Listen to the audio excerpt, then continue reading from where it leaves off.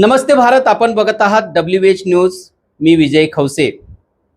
महाराष्ट्रामध्ये SC आरक्षण वर्गीकरणाचा एक मोठा मुद्दा गाजत आहे आणि आरक्षणाचं वर्गीकरण होत असल्याचं चर्चा आहे. त्याचमुळं जे आहे जे SC मधील ज्या 59 जाती आहे त्या जातींनी आता पुढाकार घेतला आहे मोर्चा काढण्याचा.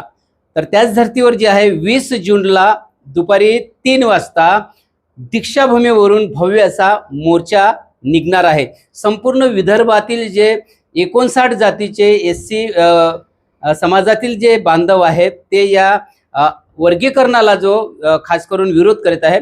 पण मात्र मी तुम्हाला सांगू इच्छितो SC वर्गीकरणाला जो आहे बराचसा मोठा समुदाय जो विरोध करत आहे आणि छोटासा समुदाय जो आहे तो समर्थन करत आहे. तर अशा वेळी सरकारने घेतलेला निर्णय हा फार महत्त्वाचा राहणार आहे. सरकार काय निर्णय घेईल हे सुद्धा महत्त्वाचं आहे. पण एकंदरीत संपूर्ण महाराष्ट्रामध्ये जे आहे मोर्चे निघत आहेत. त्याच धर्तीवर जे आहे नागपुरात अनेक आंबेडकरवादी संघटना एकत्रित येऊन हा मोर्चा जो आहे काढत आहे. 20 जूनला दुपारी 3 वाजता दीक्षाभूमीवरून हा मोर्चा निघेल आणि संविधान चौकामध्ये येईल आणि संविधान चौकामध्ये त्या मोर्चाची एक सभा होईल आणि त्या ठिकाणून जिल्हा अधिकाऱ्याला निवेदन देईल. काही कार्यकर्त्याचं म्हणणं असं पडलं होतं आहे की खुद्द जिल्हाधिकारी मोर्चाच्या स्थळी येऊन त्यांनी निवेदन स्वीकारायला पाहिजे.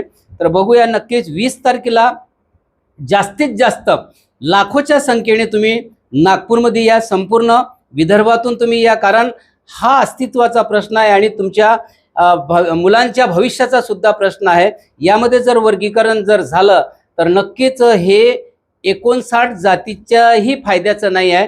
म्हणून 59 जातीच्या सर्व लोकांनी या ठिकाणी यावं, या मोर्चात सहभागी व्हावं असं एकंदरीतच आवाहन जे आहे आयोजकांनी केलेलं आहे. यामध्ये कुठल्याही कोणाचंही नेतृत्व नाही, कोणाच्याही नेतृत्वात नाही आहे. कारण या संपूर्ण समाजाचं नेतृत्व या आंदोलनाला लागणार आहे. आणि असा नागपूरवरून जो हा एकदा भव्य मोर्चा निघाला तर संपूर्ण महाराष्ट्रामध्ये याची धग पोहोचणार आहे. आणि येणाऱ्या पावसाळी अधिवेशनामध्ये सरकार जो काही निर्णय घेईल तो निर्णय थांबवण्यासाठी सुद्धा हा मोर्चा खूप महत्त्वाचा ठरणार आहे. म्हणून जास्तीत जास्त युवकांनी जे आहे या मोर्चामध्ये सहभागी झालं पाहिजे. जय भीम, नमो बुद्धाय.